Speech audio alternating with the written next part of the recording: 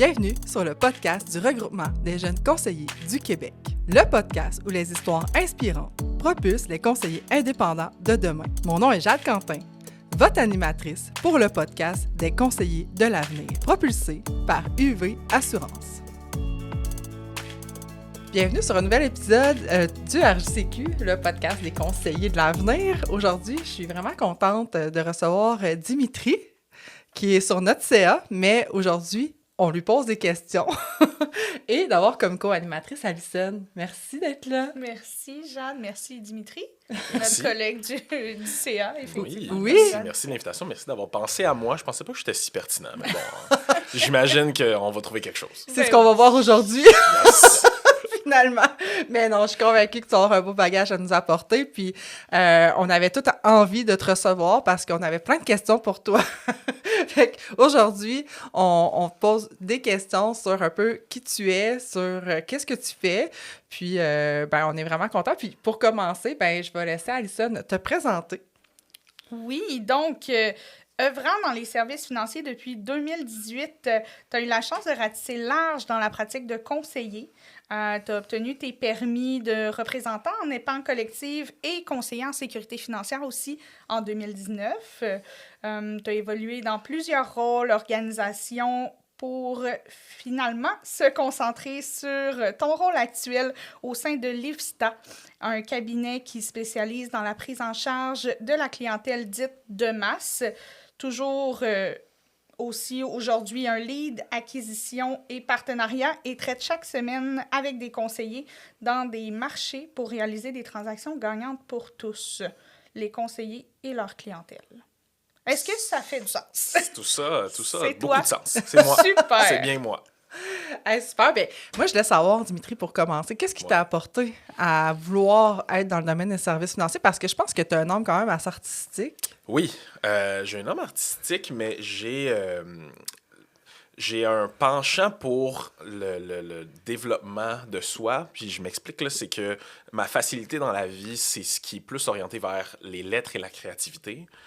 Fait que j'ai décidé d'étudier l'inverse, le côté plus hard skills, donc le côté financier. Fait que mes études, j'ai une technique en comptabilité qui a mené à un bac en double concentration finance et comptabilité. Parce que je me suis dit, si d'un côté, il y a ça qui est un peu plus naturel pour moi, je vais aller me trouver l'autre patte, puis je vais avoir une table qui tient. Puis les services financiers se sont présentés un peu au hasard parce que... vous avez écouté l'émission Suits? Oui. Non. Bon. C'est une émission dans laquelle on suit un cabinet d'avocats, puis le personnage principal, Harvey Specter, c'est un deal maker. Ce qu'il fait dans la vie, c'est qu'il close des deals, puis moi, ma perception de ma propre personne dans le futur, c'était ça. OK. Fait que je me dirigeais vers ça jusqu'à ce que je me rende compte que, dans le fond, personne ne fait ça dans la vie. Là. Fait que, en évoluant, j'ai fait plein de trucs. J'ai commencé par du financement commercial dans une entreprise. Puis, de par le fait que je discutais avec des gens, je me suis retrouvé à faire un premier stage en service financier dans un rôle qui n'était pas de conseil. Parce que je travaillais avec un directeur de division dans ce cabinet-là. Fait que j'avais un rôle qui était de coordination, de support, mais qui mêlait la compréhension du domaine, mes permis, la compréhension du conseil en lui-même, puis le côté organisationnel. Puis c'est comme là que je me suis rendu compte que c'est ce type de rôle-là que je voulais. Puis 5-6 ans plus tard, je me retrouve dans le rôle que j'ai aujourd'hui. Fait que c'était pas un cas de mes parents faisaient ça ou j'avais quelqu'un de proche qui faisait ça. C'était un peu par hasard une déformation de l'image que je me faisais initialement. Mais quand même, tu sais, un DEC en comptabilité, une formation, double bac, je sais pas trop comment tu l'as dit. Double concentration. Double concentration en finance, en admin, tu sais, m'a dire que tu avais déjà beaucoup de connaissances que beaucoup de conseillers n'ont pas nécessairement quand ils commencent, là. Ouais, c'était comme une belle erreur, entre guillemets, là, d'avoir fait ça, parce que je me suis dit, un peu comme quand t'es au cégep, on te dit, fais sciences nat, ça va t'ouvrir toutes les portes. Moi, faire comptabilité finance, c'était le même principe. Je me suis dit, ça va m'ouvrir toutes les portes pour ma fameuse carrière inexistante de dealmaker. Fait que, voilà. Non, mais il va falloir que j'écoute ça. Oui, c'est vraiment bon. C'est vraiment bon. Mais, fait que là, tu as commencé, est-ce que tu as déjà développé ta clientèle ou tu as tout été comme plus en rôle de support? Je l'ai toujours fait à moitié. OK. Ce rôle-là, avec le directeur de division, a duré 2 ans parce que c'était des stages. Fait que je les ai faits été, automne, puis je les gardais à temps partiel l'hiver. J'ai fait ça comme à peu près 1 an et demi. Après ça, j'ai quitté le domaine, financement commercial, j'ai travaillé 1 an, puis je suis revenu. Fait que quand je suis revenu dans le domaine, on m'avait offert de m'associer. Puis c'était dans une optique de relève potentielle. OK. Fait que c'était le directeur régional du bureau dans lequel je travaillais qui redevenait conseiller puis qui disait « Hey, je trouve que tu as un beau profil, je pense que ça pourrait fitter, ça te tente-tu? » Fait que quand je me suis joint, ben, il y avait déjà une base de clientèle qui existait, mais il fallait aussi jamais de la mienne. Mais puisque c'était une optique de relève, c'était moins ça, le core. Là. C'était plus d'aider à développer ce qui existait déjà. Puis ça a été la même chose quand j'ai changé, parce que finalement, cette association-là, c'est pas soldé comme on l'imaginait. Ouais. Puis quand je suis arrivé chez Lipsta, ça a été le même principe. J'ai commencé comme conseiller, puis c'était bâtir, puis aussi traiter ce qui existait. Fait que j'ai jamais été à 100% dans développer ma clientèle. Fait que voilà. Mais ça reste que tu as les permis, puis que autour de toi, tu continues de Tout à fait. J'ai le permis en assurance en placement. J'ai même mon cours en valeur mobilière. Donc, oui! Je pourrais tout faire, si on veut. Wow! Ouais. Bravo! Beaucoup de cordes à son arc. Ouais, exact. Ah ouais, mais c'est ça. Puis, tu sais, en tout cas, moi, ça m'impressionne quand même ton parcours éducatif, là. Tu sais, on s'entend que les finances n'ont pas de secret pour toi, là. Ben, en tout cas, il y en a encore un peu, là, mais les valeurs mobilières, c'était une exigence, entre guillemets. C'était un nivellement vers le haut avec mon associé en question, parce que lui, il était CFA de formation. Ah, OK. Fait que là, il me disait, on veut avoir notre plein exercice au moment où c'était vraiment le hot topic, si tu veux. Fait que j'ai fait, OK, ben parfait, je vais le faire. Fait qu'un été, par je ne sais quel acte de Dieu, j'ai fait mon cours sur les valeurs mobilières en 4 mois. Puis je me suis rendu parce que, on s'est rencontrés à l'été, puis il voulait qu'il soit prêt à l'automne. Puis il se disait, ça va être faisable. Fait que je l'ai fait. Mais après, quand j'en ai parlé avec d'autres gens, ils étaient comme... De quoi, là? T'as fait ton cours dans le meilleur en 4 mois? J'étais comme, moi, je sais pas trop, là. Bref.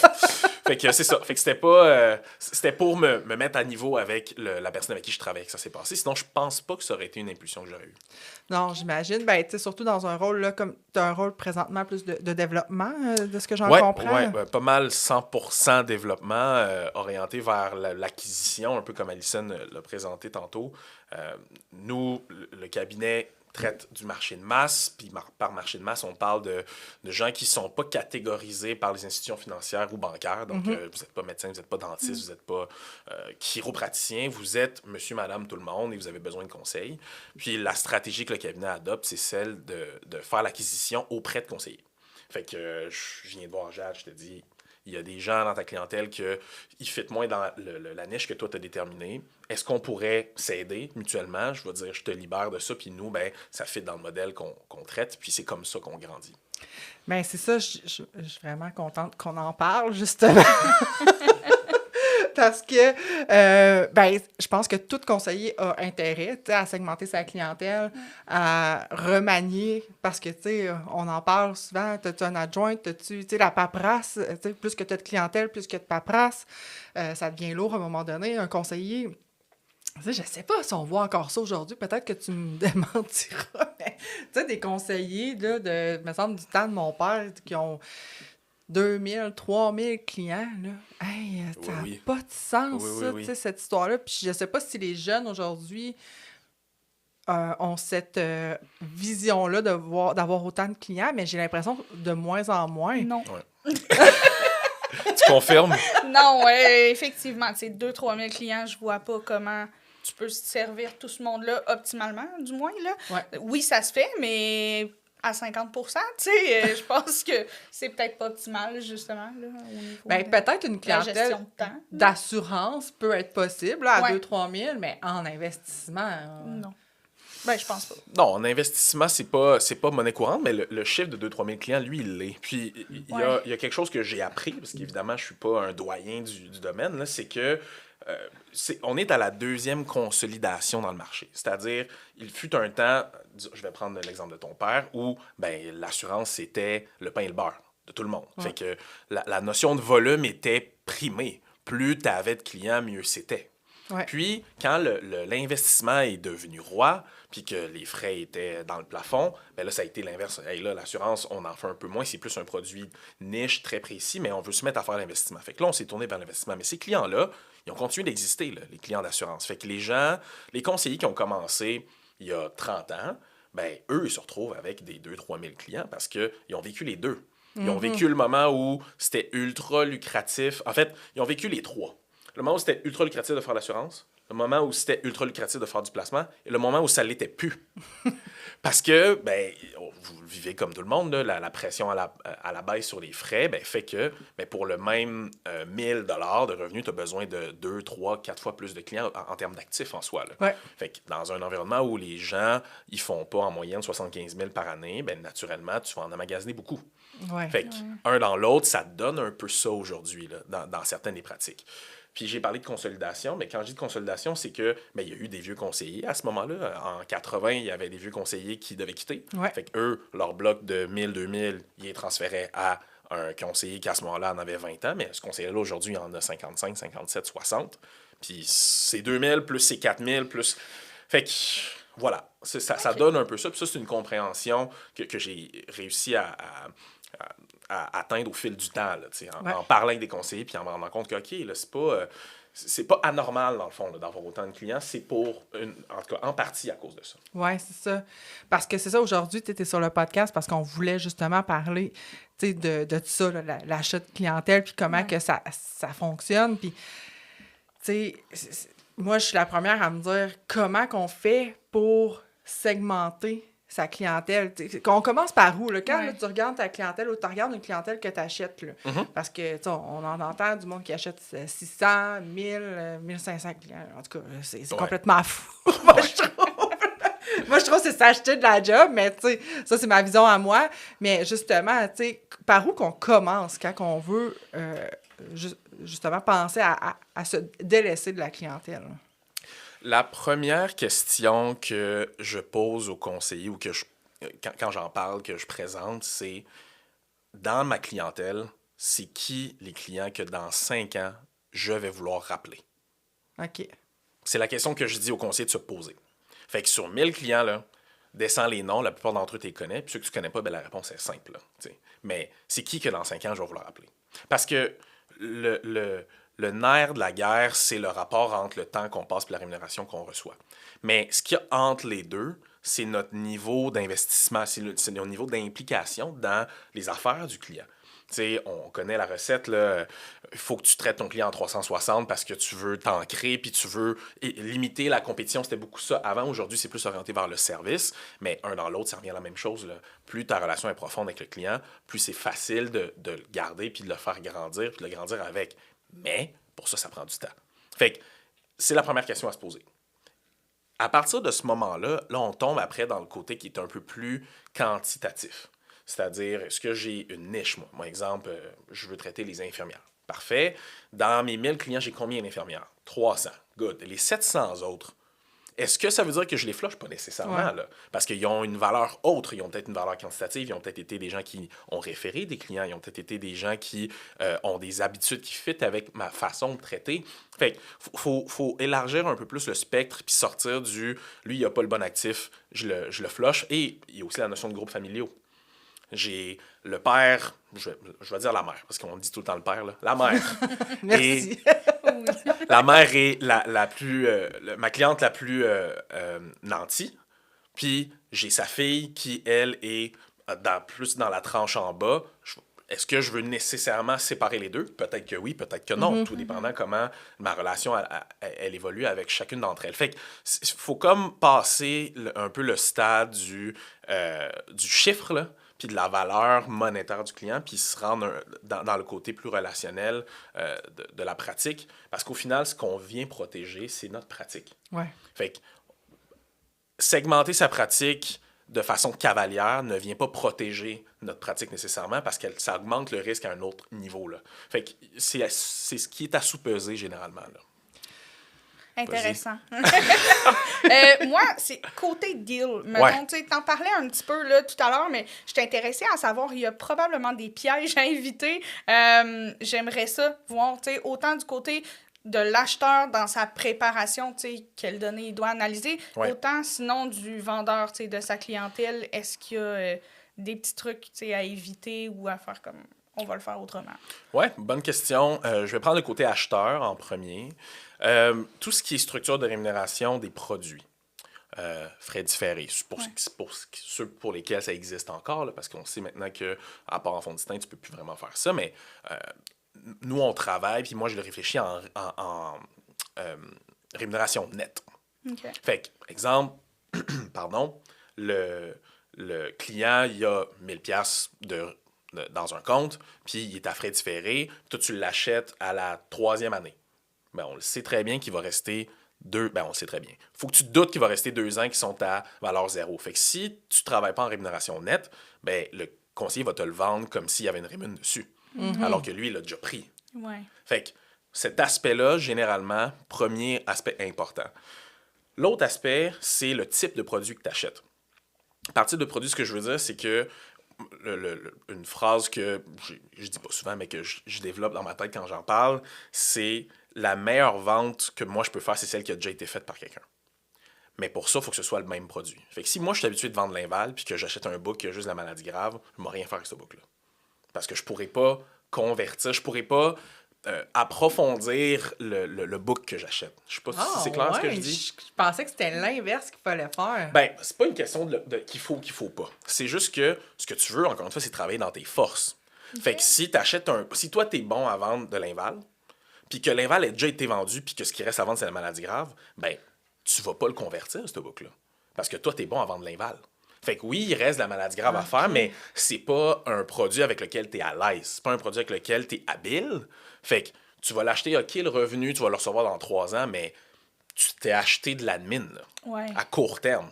Ça se peut que tu en convertisses quelques-uns, là, ça c'est vrai, mais ça reste qu'on a tous des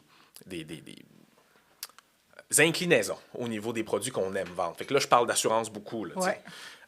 fait que ça aussi, c'est un aspect. L'âge des clients. Moi, Ouais. je suis bon à traiter dans le segment 50-70. Exemple, parce que j'ai un bon lien avec ce type de personnes-là. Si mon book a entre 24 et 50, ça veut pas dire que ça fonctionnera pas, mais ça va me prendre plus d'énergie. T'sais. Puis là, ça, c'est toujours avant d'être rentré dans la clientèle. Ça se peut là, qu'on tombe sur des gens qui sont ultra ouverts, mais you attract what you are. Ouais. Fait que t'attires les gens qui te ressemblent. Ouais. Fait que nécessairement, ta clientèle, quand on la regarde, là, généralement, elle te ressemble. Fait que, si t'achètes pas des gens qui te ressemblent, ben, ça va être plus difficile à convertir. Effectivement. Fait que l'âge, le type de produit qui est dedans, puis ça va finir par cadrer le type de service que les gens sont habitués de recevoir. Ouais. Un conseiller ou une conseillère qui est habitué de traiter avec des infirmières, qui achète un book de médecin, je te parle de médecin parce que tout le monde sait ce qu'on aime. Pourquoi? Parce qu'ils épargnent beaucoup, mais on pense rarement au côté qualitatif. Ils épargnent beaucoup, mais ils sont peut-être aussi très, très sollicités puis très enclins à quitter. Ils sont peut-être moins fidèles. Fait que là, est-ce que tu es quelqu'un qui est capable de créer ce lien-là? Si oui, qu'est-ce qui te prouve que tu l'as fait si tu n'en as pas dans ta clientèle? Exact. Fait que est-ce que tu as intérêt à l'acheter ou pas, même si le revenu est intéressant? Fait que tout ça vient devenir des mesures de risque. Moins de rémunération, moins de revenus. De dire, ben moi, acheter ça, même si c'est bien packagé, ben c'est peut-être pas ça qui va réduire mon risque. C'est de faire un filtre, dans le fond, avec un petit peu sa personnalité, puis voir qu'est-ce qui fait du sens pour toi.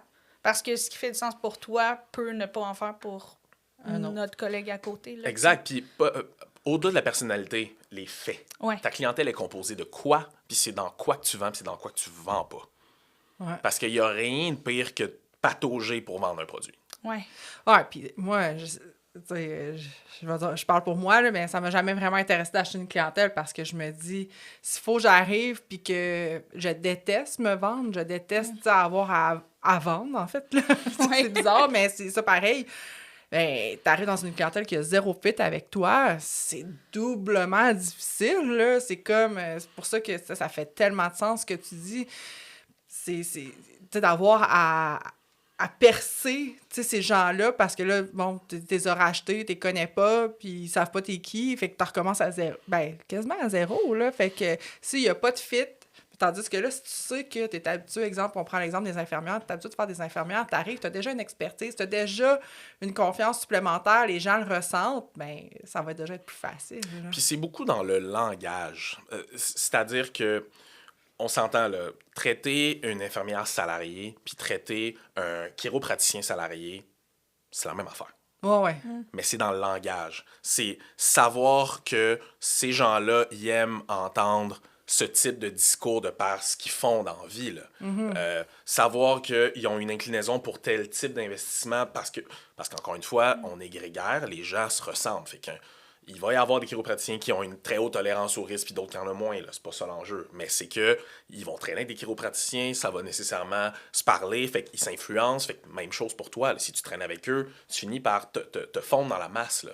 Fait que c'est... Plus vite on cerne ça, puis là, ça m'amène du côté vendeur, là, mieux c'est. Fait que, toi, en tant que vendeur, les clients que tu veux vendre, c'est les clients qui te ressemblent pas. Ouais. T'sais, les clients qui te ressemblent, puis là, après, tu peux tomber encore une fois dans les différents critères, mais les clients qui te ressemblent pas, ben, c'est facile de couper le lien parce que c'est souvent ça l'enjeu. C'est difficile pour les conseillers de dire « je me départis de ». Ouais.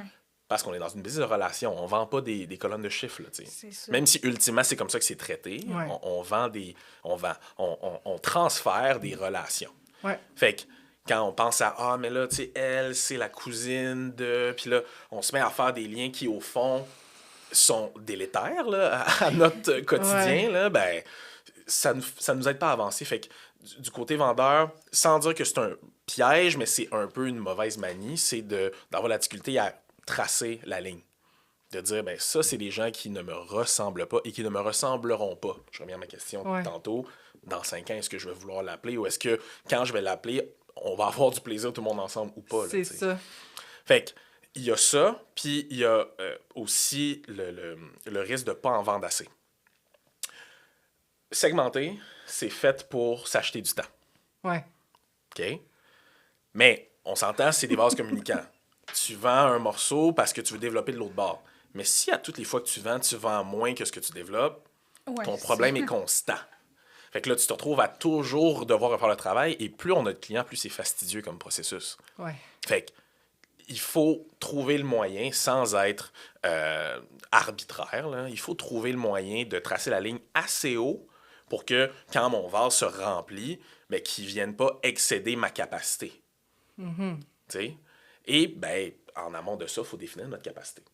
Moi, si tu 150, si tu 200, si tu 250, si tu 300, si tu 500. Puis ça, c'est propre à chacun. Ouais. Ça dépend des heures qu'on veut travailler, ça dépend du contexte de travail, ça dépend Du type de client. du type de client, ça dépend de l'approche client. Moi, est-ce que je passe 1h30 avec chacun des clients ou je suis capable de canner ça en 30 minutes 3 fois, peu importe ce que c'est. Fait que ça, il faut le savoir. Puis c'est ça qui est le plus difficile, puis le plus...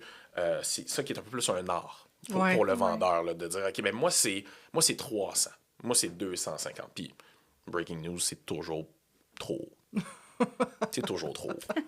Mais c'est correct, moi, je prêche ma paroisse. Moi, je serais content que les gens segmentent plus. Là. Mais, Ben oui. mais honnêtement, c'est toujours trop Mais haut. ça là. reste que c'est émotionnel aussi. Oui. Ouais. Tu sais, de vendre sa clientèle, tu sais, de faire la segmentation puis de dire « Ah, tu sais, eux autres m'ont fait confiance au début de ma carrière. Ah, ouais, je peux pas les laisser aller. Hey, eux autres m'ont été référés par tel client. Ah, je peux pas les laisser aller. » Tu sais, c'est vraiment ça, je trouve, qui est difficile de se détacher émotionnellement de notre clientèle.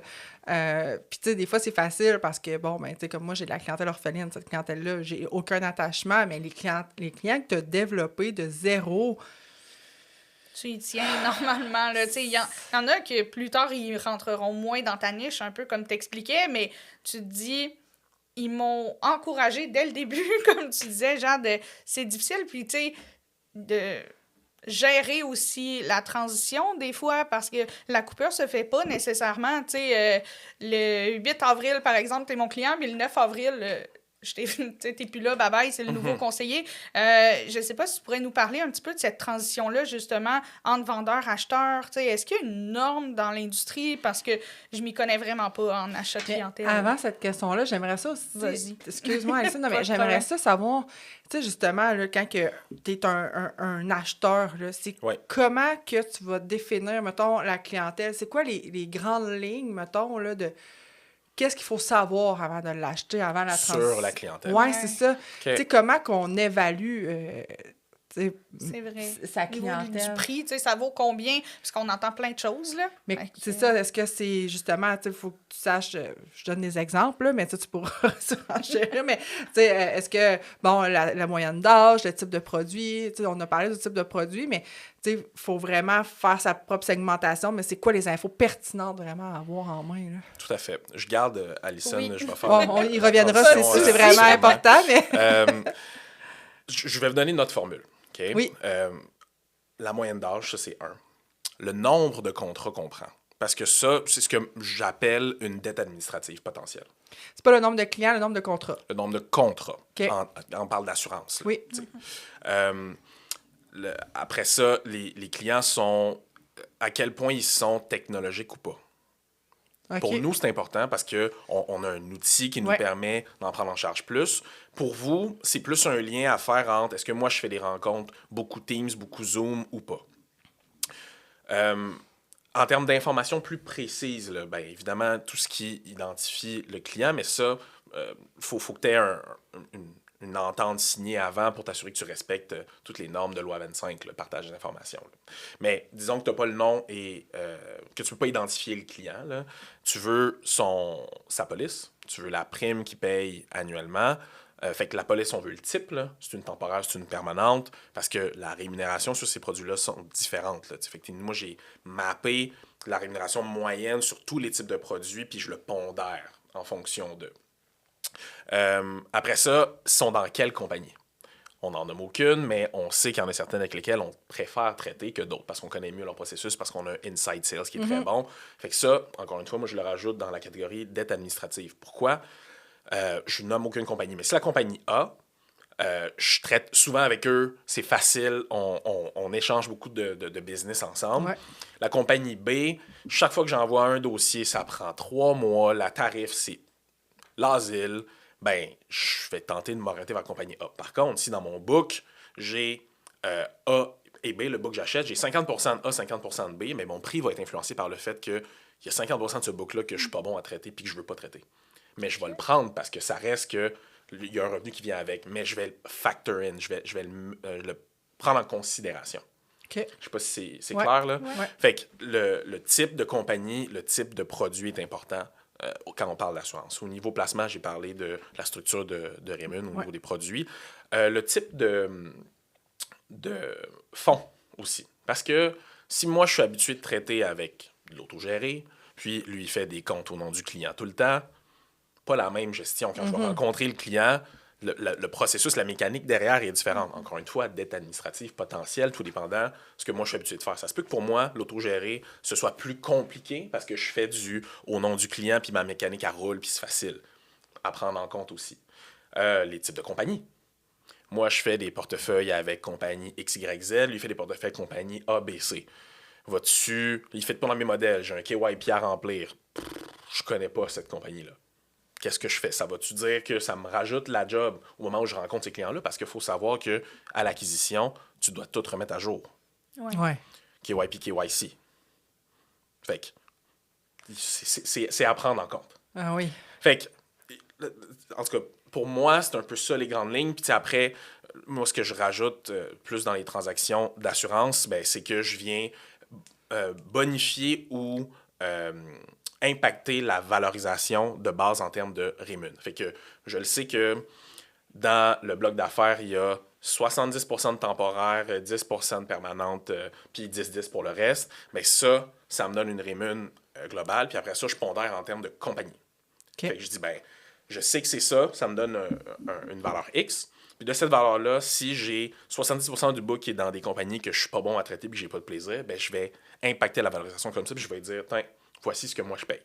Puis là, généralement, c'est toujours trop bas. Puis après ça, j'explique, puis Je laisse la balle dans le camp. Je dis, ben, tu sais, moi, c'est ma raison. Voici pourquoi je le fais. À toi de me dire. Fait que tu vas peut-être trouver quelqu'un d'autre que lui achète ça les yeux fermés, mais moi, je peux pas faire ça parce que Ben non. le but, c'est pas de m'acheter de la job, c'est de m'acheter des opportunités. Ben oui, puis tout le monde devrait le voir comme ça, là. C'est toi qui l'as dit. Moi, Mais non, mais tu sais, ça a pas... C'est ça, tu sais, faut pas que tu achètes ça les yeux fermés, puis... tu sais, justement, d'accorder une valeur, mais tu sais, c'est parce que des fois, on entend dans l'industrie, ça vaut 5 fois ça, ça vaut 3 fois ça, ça vaut 4 fois ça. Mais qu'est-ce qui en vaut vraiment? C'est pas... c'est comme le prix, finalement, d'une assurance invalidée ou d'une assurance vie. Ça dépend.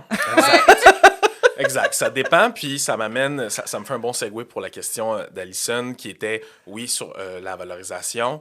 Ben, on part du principe que c'est 3 fois les revenus. Okay. C'est la base réelle, Okay. entendue, la convention Ouais. dans le domaine. Tu peux payer plus cher pour des clients, un certain type de client, encore une fois, selon le marché, puis moins cher pour un autre type de client. Par contre, c'est intimement relié, puis je pense que les acheteurs doivent avoir ça en tête, puis être mordicus dessus, même si c'est des belles opportunités, puis un beau book à acheter. Tu payes plus cher pour quelque chose qui vaut plus cher pour toi, pas pour le vendeur. OK, ouais. Fait que, je reviens au même exemple que tantôt. Le vendeur a juste des infirmières. Je traite des infirmières. S'il me demande 4 fois les revenus, ça fit. Parce que, ultimement, c'est une mesure de rentabilité, puis ça va me prendre combien de temps? Quand on parle de 4 fois les revenus, c'est donc 4 ans de revenus. Ouais. Fait qu'est-ce que je suis capable de revenir dans mon argent en moins de 4 ans, ou en moins de 3 ans, ou en moins de 5 ans? Fait que c'est là que le multiple doit être réfléchi.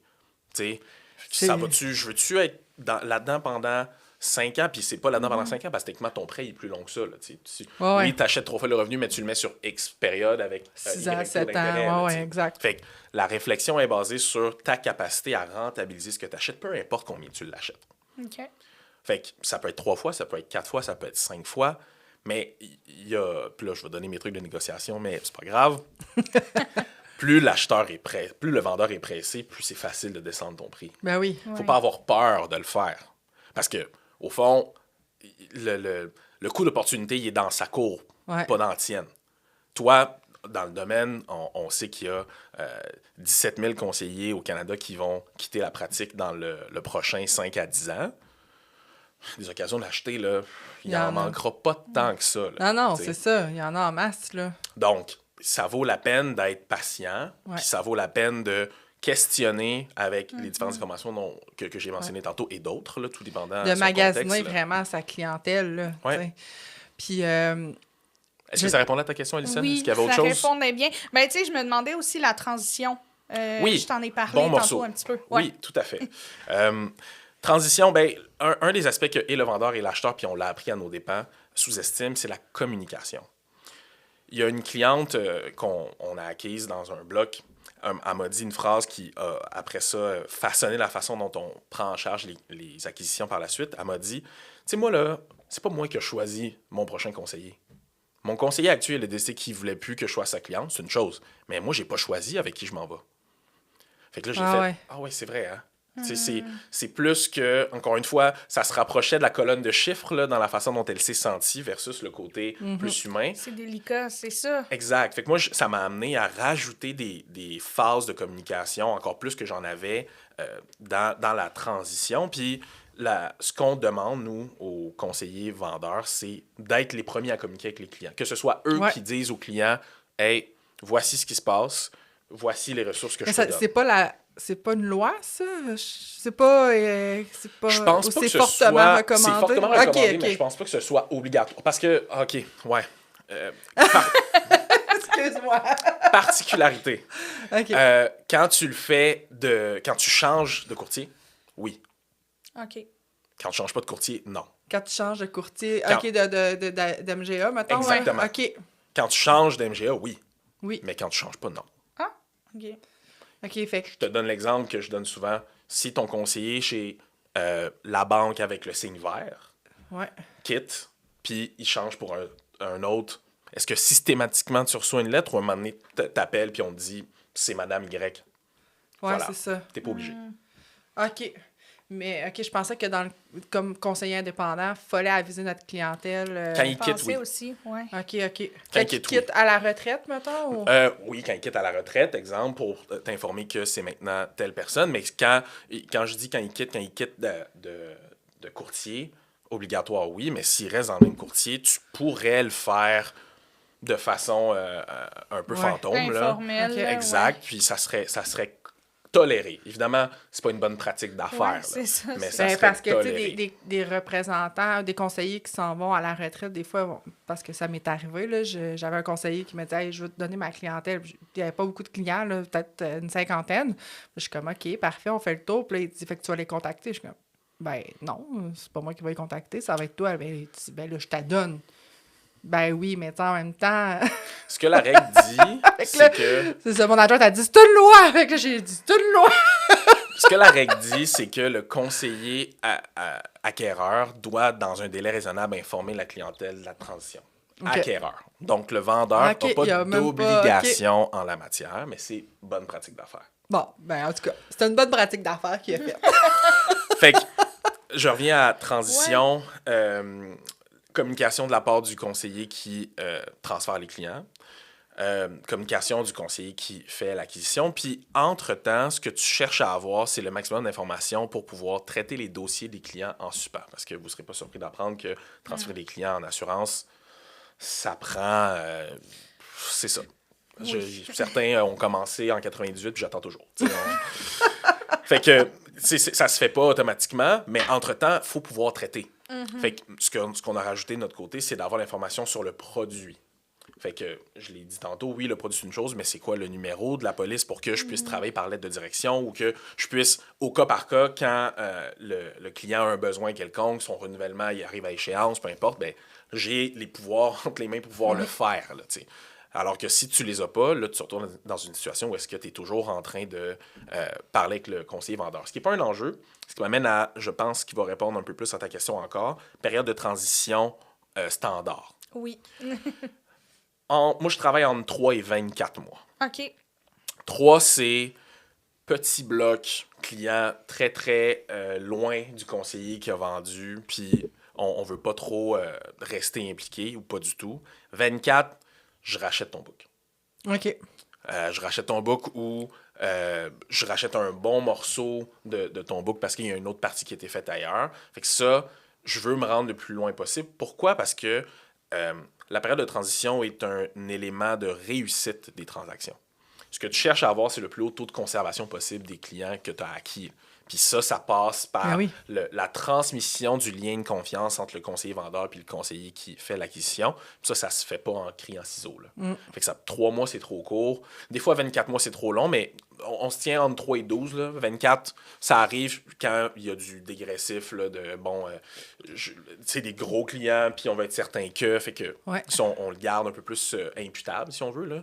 Mais sinon, entre 3 et 12, ça a du sens. Fait que ça dépend de la taille, ça dépend du lien que tu as avec le conseiller aussi. Des fois, c'est des transactions qui sont purement transactionnelles, là, sans faire de pléonasme. Mais c'est sûr qu'à mon avis, en assurance, ça doit être beaucoup plus facile. T'sais, on doit être peut-être plus proche du 3 mois, puis en investissement. Ben, c'est parce que moi, je me dis, en assurance, des fois, la relation est moins là. Tu vois moins ton client souvent. Tu as vendu une T10 en 2015 ou en 2016. Des fois, tu l'as jamais revu, ton client. Tandis qu'en investissement, théoriquement, Tu y parles très plus souvent, régulièrement. là, Là. Fait que c'est sûr qu'il doit y avoir quelque chose de plus là, à ce moi, moment-là. je l'ai fait. C'est très rare que j'achète seulement de l'assurance. En tout cas, que moi, je fais des transactions seulement d'assurance. Fait que je ramasse les placements et assurance, puis je prends le plus long des deux. OK. Fait que si je fais du placement et de l'assurance, puis que le placement, on se dirait que la période standard, ça serait 6 mois, mais ça va être 6 mois pour l'ensemble. OK. Fait que c'est ça. Puis, par rapport à ça peut être un indicateur pour l'acheteur. Tu dis au conseiller, moi, je veux que tu sois impliqué, entre guillemets, c'est-à-dire, je veux pas que tu fasses des rencontres avec moi nécessairement, mais je veux que si j'ai un besoin, je puisse t'appeler pendant 12 mois. Puis lui, il dit non, moi, c'est 3, anguille sous roche. Pourquoi? Un petit red flag, là, ouais. Parce que c'est des gens que tu sais très bien que quand ils vont recevoir le téléphone, ils vont sauter une note. Ouais. C'est-tu des gens qui sont à ça d'être dans ton registre des plaintes? Ça, c'est une affaire aussi qu'il faut valider. Ouais. Il faut valider s'il y en a un. C'est ça. Y a-t-il un registre des plaintes au nom de ce conseiller-là? Si oui, qui sont les clients qui sont dedans? Puis ces clients-là, ils les as-tu vendus ou pas? Là, Fait que cette discussion-là sur la période de transition est quand même intéressante. Et sur le niveau d'implication est quand même intéressante. Moi, là, je garde les conseillers ou les conseillères avec qui on a fait affaire impliqués dans les transactions. Quand je dis impliqué, c'est si les clients t'envoient la demande, tu me la transfères, tu me donnes l'information. Mais si les clients ont un besoin, que la police, elle n'est pas encore transférée parce que X, Y, Z, tu le traites. Ah ouais, OK. Ben, j'ai pas reçu la rémunération. Ah ben oui, c'est ça. Parce que moi, j'ai un prêt, là. Oui. Moi, j'emprunte pour pouvoir gérer ça. Je vais pas payer le prêt et en plus traiter le service pour que ce soit toi qui reçoive la rémun. Ça marche pas, là. Ah, C'est ouais. un peu la dette administrative que tu parlais tantôt. Exactement. Là. Exactement. Ok. Fait que puis là, ça fonctionne pas avec tout le monde. Il y a des fois où tu le prends, tout dépendant de la valeur de ta transaction puis comment tu as traité tes conditions de financement et de versement. Mais généralement, moi, c'est ce que je dis. Donc, moi, dans cette transaction-là, c'est moi qui gère tout là, de A à Z. Fait que, le vendeur, il signe les papiers. Là. Mais moi, je prends en charge le processus pour m'assurer que ça avance. Fait que j'ai intérêt à ce que ça se fasse vite. Donc, on est les deux impactés de la même façon ou presque. Là. Moi, dès le moment où je suis capable, je procède au transfert. Puis toi, de l'autre côté, ben, tu t'assures qu'on n'a pas de bris là, entre deux. Là. Ouais. C'est un peu la condition de bonne foi. Là. Oui, puis ça dépend tout le temps dans quelles circonstances c'est fait aussi. Tu sais, si la personne est malade ou si elle est vraiment sur le bord de la retraite ou des choses comme ça, parce que finalement, peut-être qu'elle s'est fait choquer parce qu'elle devait vendre sa clientèle, parce qu'on sait que ça ne fonctionne pas toujours. Tout à fait, tout à fait. Bonjour, je m'appelle Mike Mainville, je suis conseiller en sécurité financière et conseiller en assurance et rente collective et depuis 3 ans, je suis directeur principal Québec, développement des affaires et marketing chez UV Assurance. Bonjour Mike. Bonjour Jade. Bienvenue sur une nouvelle courte capsule. On va parler aujourd'hui de qu'est-ce qui vous distingue chez UV, justement, parce que en fait, moi, j'aimerais ça que tu me parles de pourquoi qu'on devrait toujours penser à vous pour les montants de 500 000 et moins. C'est très simple. C'est notre émission simplifiée offerte à des taux standards. Et ce qu'on a fait chez UV Assurance, c'est pas ce qui a été fait chez les autres assureurs. Parce que quand on parle d'émissions simplifiées chez les autres assureurs, on a mis beaucoup l'accent au cours des 10 dernières années, même un peu plus, sur les cas plus difficilement assurables, sur ça n'a pas passé là, tu devrais venir essayer chez nous, mais les primes vont être plus chères, évidemment, et les produits vont souvent être de moins grande qualité, il y a moins d'options dans les contrats. Chez UV, on a repensé tout ça et en 2020, on a dit on va prendre les produits qui sont existants, donc des produits réguliers. Donc, par exemple, l'assurance temporaire, c'est une assurance temporaire qui est renouvelable à vie, à des primes garanties. C'est une assurance temporaire qui contient un droit d'échange pour une temporaire plus longue dans les 5 premières années. C'est une temporaire qui offre un droit de transformation en assurance vie entière sans preuve d'assurabilité avant l'âge de 70 ans. C'est une assurance temporaire qui contient aussi une prestation en cas de perte d'autonomie sévère qui est incluse sans frais. Mais en plus, si vous choisissez un montant d'assurance qui cadre dans les montants qui sont offerts en émission simplifiée, vous allez pouvoir souscrire à un produit en répondant seulement à quelques questions d'admissibilité. Et si toutes les questions sont répondues non, bingo, votre client va pouvoir être assuré. Donc, par exemple, si vous demandez un contrat d'un montant entre 10 000 et 150 000 $, c'est ce qu'on va appeler notre émission simplifiée express.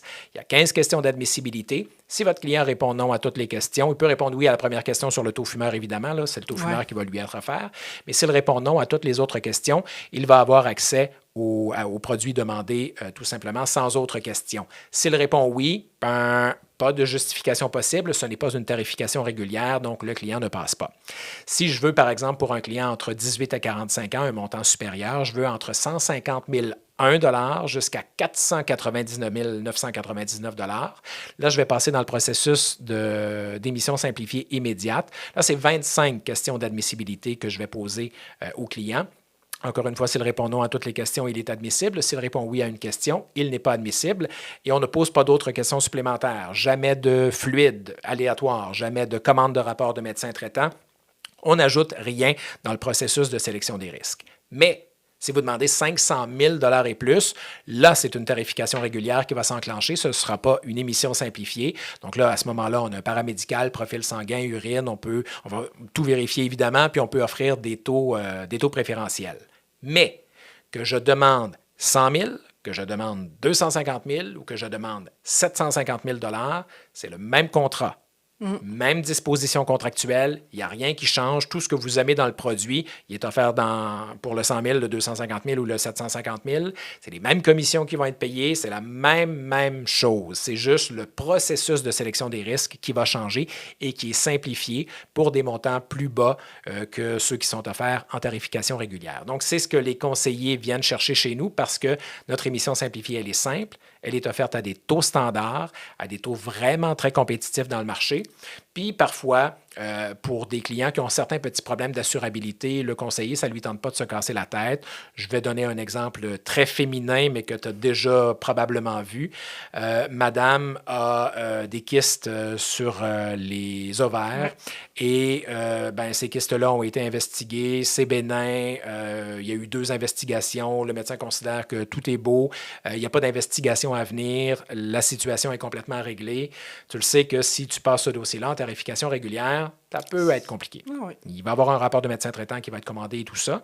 Ça peut passer en émission simplifiée chez nous pour un produit équivalent, pour une prime équivalente, sans question là-dessus et sans question, évidemment, sur le fait que il y a pas de test en attente. S'il y a des tests en attente, ça peut être problématique dans l'émission simplifiée, mais là, il n'y a pas de test en attente, donc la cliente pourrait être assurée facilement. Donc, pour les clients en santé qui veulent un contrat super rapidement ou pour les clients qui ont quelques petits problèmes d'assurabilité qui, vous le savez, peuvent parfois ralentir l'émission d'un dossier chez d'autres assureurs. C'est ce qui fait notre force en émission simplifiée chez UV Assurance. Ah oui, puis je veux juste rajouter que, tu sais, regardez-les. Les taux, là, je vous le dis, c'est tellement simple. On est payé plus rapidement. C'est moins compliqué pour le client. 500 000 et moins, j'invite toujours les gens à aller valider. Tu sais, la simplicité, là, c'est vraiment gagnant avec le client, puis envers nous-mêmes aussi. Fait que moi, j'adore l'émission simplifiée, justement, pour toutes les raisons que tu as énumérées. Fait que je vous invite, chers conseillers, à aller voir cette déclaration-là. Vous n'en croirez pas vos yeux si vous ne la connaissez pas. Moi, au début, j'avais vraiment de la misère à comprendre. Parce que c'est différent Parce de ce que c'est les autres... trop simple! Oui, parce que c'est différent de ce que les autres assureurs ont fait. C'est ça. La référence, c'est uvassurance.ca/simplifie pour avoir tous les détails. Fantastique. Merci beaucoup, Mike. Merci, Jade.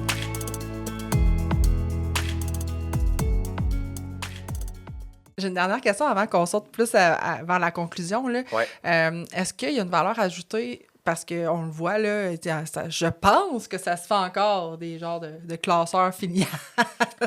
De moins en moins, je pense. En tout cas, Ben- peut-être les conseillers qui ont travaillé papier, mais je sais que nous autres, on a comme tout fait le ménage à 100%. J'espère mais... que les gens ont fait ça, mais Ouais. tu sais, j'imagine que tu en vois encore, puis tu sais, j'imagine que la valeur, elle doit être vraiment moindre quand ça arrive, ce type de... Ça dépend. Ça dépend comment les dossiers sont faits. OK. Parce Ouais, que c'est ça, s'il y a un beaucoup dossier de... papier qui est complet, ça me va. OK. Ça me va dans la mesure où ça reste que faut que je les détienne, là, parce que la règle, c'est qu'il faut que tu les aies 5 ans, Ouais. les dossiers physiques, là, une fois que tu as fait l'acquisition. Je dis 5, c'est peut-être 7, là, mais il me semble que c'est 5. Fait que si j'ai des dossiers dans lesquels les ABF et les explicatives, tout ce que tu veux sont là, ça va. Mais si c'est juste des papiers pour des papiers, c'est autre chose. Là. Ouais. Mais nous, on vient dévaloriser une clientèle basée sur notre capacité à avoir un processus qui est digital à 100%. Ben, j'espère. Parce que ouais. notre processus est digital à 100% ou presque. Là, fait que si... Parce que là, il faut que tu payes quelqu'un quasiment qui fasse, Ouais. tu sais, qui scanne, qui mette ça dans un Exof, exemple, ou dans Ouais. un Layla pour pouvoir, après ça, avoir accès à son dossier virtuellement. Là. Puis les dossiers, justement, moi, je me suis fait souvent dire ça, mets le plus de notes possible dans tes dossiers, mets le plus d'informations possible pour que si tu vends, que le conseiller sache exactement tout. On sait qu'on devrait tout le temps le faire, Tout à là, fait. on s'entend, Ouais. mais on sait très bien que c'est peut-être pas nécessairement la norme. Là. Non. Rencontrer client pour assurance prêt hypothécaire, ben, je comprends, mais à part ça, tu as parlé de quoi? T'sais? Mais J'imagine que ça doit avoir plus de valeur aussi. ça a plus de valeur, mais c'est très difficile à mesurer. OK. Parce que parce qu'on n'est pas censé avoir accès à tant d'informations Ouais, sur les avant clients de l'acheter. avant qu'on se soit entendu. Fait que, tu sais, il faut que tu aies une entente signée, confidentialité, tout ça. Puis là, ben, tu peux avoir accès à des informations sur les clients, mais sans savoir c'est qui. Fait que je trouve ça difficile à tester OK. en ce qui a trait de à quel point le dossier était complet ou pas. Fait que j'utilise le reste des éléments que j'ai mentionnés pour venir un peu mesurer ça. Puis, à un moment donné, quand tu demandes tant d'informations, si tu as 100% de ces informations-là, les chances sont que le dossier fit. Si tu réussis à avoir juste 50 ou 70% de ça, ben les chances sont que le dossier va ressembler à ça aussi. Fait que ça te donne un ordre de grandeur. Là. Mais dur à faire, en tout cas, dans mon cas, dur à faire en amont. Puis, une chose que je veux dire, c'est il faut choisir son vendeur. Ouais. Puis par choisir son vendeur, c'est choisir quelqu'un qui a potentiellement traité sa clientèle comme toi tu la traitais. Puis là, ça, c'est indépendant de qu'est-ce qu'il y a dans cette clientèle-là. Ouais. Tu sais, si toi, tu as instauré, si ce conseiller-là a instauré il y a 5 ans les rencontres virtuelles, puis que toi, tu es encore en rencontre en personne, il va y avoir un clash. Si c'est l'inverse, il va y avoir un clash aussi. Si il est habitué de se rendre chez ses clients parce que des gens qui ont des clientèles en région, ça arrive beaucoup. Puis en région, petite municipalité, là, devrais-je dire, là, ça arrive beaucoup. Puis que toi, tu vis en métropole, Québec, Montréal, ça se peut que ce soit difficile aussi. Fait que il faut mesurer ces aspects-là puis s'assurer que la personne avec qui on va traiter, ben, on ne crée pas un trop gros décalage entre ce que ses clients ont vécu et ce que nous, on a vécu. Oui, parce que j'imagine que sinon, ça va jouer au niveau de la rétention, possiblement. Exactement. Là. Exactement. Tu sais, ta rétention, on a un domaine là, où tu peux rien faire là, puis garder 95% de tes clients. Parce que les finances, c'est tabou au Québec, parce que le niveau d'éducation n'est pas extrêmement élevé en littératie financière. Donc, c'est pas compliqué de garder des clients. T'sais. Ouais. Mais il faut comme aller un petit peu au-delà. En tout cas, ben, tu sais, pour rentabiliser une clientèle, tu n'achètes pas une clientèle pour la resserrer puis la mettre là puis vivre juste sur le renouvellement. Il y a des gens qui font ça. Puis c'est correct qu'ils le fassent parce que ça reste que c'est un numbers game. Ouais. On est la seule business, en tout cas que je me rappelle, dans laquelle la croissance est quasi garantie. Parce qu'on est tous, on est tous en proie au capitalisme. Là. C'est un commentaire éditorial, là, mais quand même.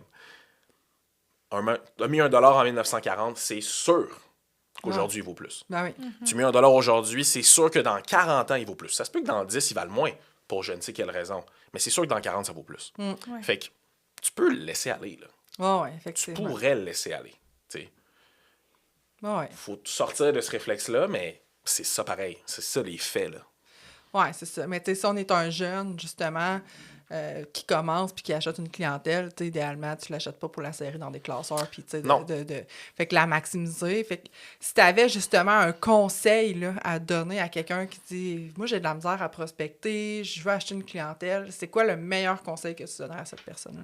Trouve-toi un mentor. Ouais. Un mentor qui va être la personne à qui tu vas acheter. OK. Parce que si tu as de la difficulté à prospecter, ce qui est vraiment correct, il y a une portion de ça qui est reliée à ta difficulté à présenter ta couleur. Une portion. Il y a d'autres circonstances, mais une portion, c'est ça. Le mentor va te donner... Parce que, je prends un segue, là. Les conseillers qui sont un peu plus âgés, c'est les meilleurs vendeurs. Ouais. C'est les meilleurs vendeurs. Parce que ce qu'ils faisaient, c'était qu'ils vendaient. On a fait de la transition vers le conseil. Puis certains l'ont fait, d'autres l'ont pas fait, mais c'est les meilleurs vendeurs. Fait que travailler avec un conseiller qui a cette expérience-là va t'apprendre à vendre. Après, toi, tu vas ajouter tes connaissances, ton expertise, peu importe ce que c'est, mais c'est pour ça que c'est le conseil que je donnerais. Puis, je dis, je suis jeune, moi aussi, là. Fait que, tu sais, je l'ai fait, moi, je l'ai vécu. Ouais. Ce que j'ai raconté en introduction, je me suis associé, c'était quelqu'un que je respectais, que je respecte toujours aujourd'hui, là, puis qui avait des compétences que j'avais pas, puis qui m'a appris certaines affaires. C'est ça que je ferais si je suis un jeune aujourd'hui, parce que de toutes les façons, je répète le chiffre, 17 000 conseillers au Canada qui vont quitter. Ouais.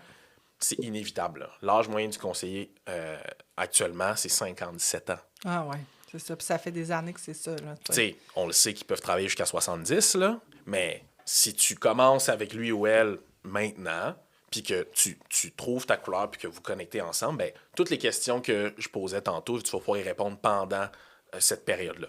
Puis apprendre comment que la personne travaille avec les mêmes valeurs, avec les mêmes façons. Les clients sont habitués de te voir. Mais c'est souvent ça qu'on voit, les transferts de relève, les transferts de clientèle. J'ai l'impression que ça a été fait plus sur le long terme. T'sais, ça a commencé justement par du mentorat ou les entreprises familiales. T'sais, on le voit souvent, ça fonctionne un petit peu mieux parce que, bon, les clients sont habitués de voir le jeune qui vient dans les rencontres, qui fait l'admin. Fait que quand la transition, elle se fait, ben, c'est comme naturel, finalement. Fait que ça reste que la rétention, elle doit être beaucoup plus facile. Puis la croissance aussi, là. Tu as juste une vente à faire. Si tu es le jeune conseiller qui a de la difficulté à présenter à des clients, tu as juste une vente à faire, c'est à cette personne-là. Parce qu'elle, après ça, va faire le reste, entre guillemets, pour toi. Tu as des preuves à faire. Puis je rajoute un sous-conseil à ça, sois patient. Ouais. Moi, je le suis pas. Fait que, Moi non plus. Moi non plus. fait que, je trouve mes moyens, là, mais sois patient. Parce que il va te dire, ou elle va te dire, « Hey, il m'en reste 5 ans. » Il en reste en réalité 10. Ah, c'est ça. Ah, ouais. Mais sois patient, choisis bien ton mentor, puis si tu te donnes le temps, ça va bien se passer, là. Ben oui, certainement. C'est tellement intéressant. T'avais-tu une autre question, Alison? Ça complète pour moi. Pour Merci vrai... beaucoup. Ouais, merci beaucoup de cette expertise-là, parce que, tu sais, moi, honnêtement, j'aurais pu t'en parler 2 heures, là, parce que ça m'intéresse au bout. Je trouve ça super pertinent. Je trouve que dans notre profession, c'est une question qui est extrêmement pertinente aussi, parce que, ben, comme tu le dis, 17 000 conseillers, on a des jeunes, on a des gens qui ont de la misère aussi à prospecter, qui ont de la misère à... C'est pas tout le monde qui a de la facilité à décrocher le téléphone, à aller faire du réseautage, à se faire connaître. Puis le développement, ben, je trouve qu'il y a tellement de types de personnalités dans notre profession, des personnes plus analytiques, plus extroverties. Fait que de trouver qu'est-ce qui fit avec toi, puis l'achat de clientèle, ben c'est de la croissance. Fait que c'est tellement pertinent d'en parler. Fait que c'est pour ça que j'étais contente de te recevoir aujourd'hui. Grand plaisir. J'espère que ça a éclairé certaines personnes. Puis, tu as parlé d'expertise. J'ai une expérience. C'est-à-dire que ça reste que acheter des books, c'est un peu... Chacun développe sa sauce secrète, là, sa recette. Fait que, effectivement, j'en fais quelques-unes, mais il faut pas avoir peur parce qu'on n'a pas l'expertise, parce qu'on n'a pas le b.a.-ba. Il faut se lancer, il faut le faire, écouter un peu ce que j'ai dit, puis parler avec d'autres qui l'ont fait, puis trouver notre sauce secrète, parce qu'au fond, c'est ça. Là, nous, on en a une, on l'applique. Ça se peut que tu en aies une autre, qu'on l'applique, puis que si quelqu'un qui l'écoute aussi, qui l'a jamais faite, trouve la sienne, puis l'applique aussi. Là. Mais c'est ça que je trouvais intéressant parce que c'est quelque chose qui est impressionnant. Quand tu es jeune, tu dis ben, je vais acheter une clientèle ou je pense acheter une clientèle. Ben, tu sais pas nécessairement où t'en aller ou c'est quoi les ratios qu'il faut regarder. On en a parlé un petit peu, mais d'avoir un mentor, je pense que c'est un bon conseil pour ça. Ouais. Puis, ça va aider aussi à peut-être descendre, l'appréhension ou le stress qu'il y a par rapport à ça. Le plus d'informations possible on peut offrir, mais le mieux les gens vont se sentir dans la transaction, puis plus confortable, plus préparé, du moins. Je sais qu'on n'est jamais 100% prêt à la première, mais à un moment donné, le mieux on se prépare, le mieux on se sent à travers les étapes. Là. Puis il faut se lancer. Aussi. Avancer un pas à la fois, ouais. Ben, merci beaucoup, Dimitri. Puis si les gens ont envie de te poser des questions, j'imagine que tu es très ouvert à jaser avec eux autres. Très ouvert. Dimitri Yana sur toutes les plateformes que vous connaissez. Vous devrez être capable de me trouver. Ça va me faire plaisir d'en discuter avec vous. Fantastique, merci beaucoup. Puis j'aime prendre quelques instants là, pour remercier chaque personne qui nous ont écoutés aujourd'hui jusqu'à la fin et peut-être aller mettre une note sur la plateforme dans laquelle vous l'avez écouté, une note de 5 étoiles si vous avez aimé, des commentaires constructifs. Ensuite, suivez-nous sur la page Facebook, sur la page Instagram et on remercie notre partenaire du podcast, qui est UV Assurance. Grâce à eux, on a pu avoir cette belle conversation-là qui, je suis convaincue, va aider beaucoup de conseillers. Merci encore, Dimitri. Merci à vous deux.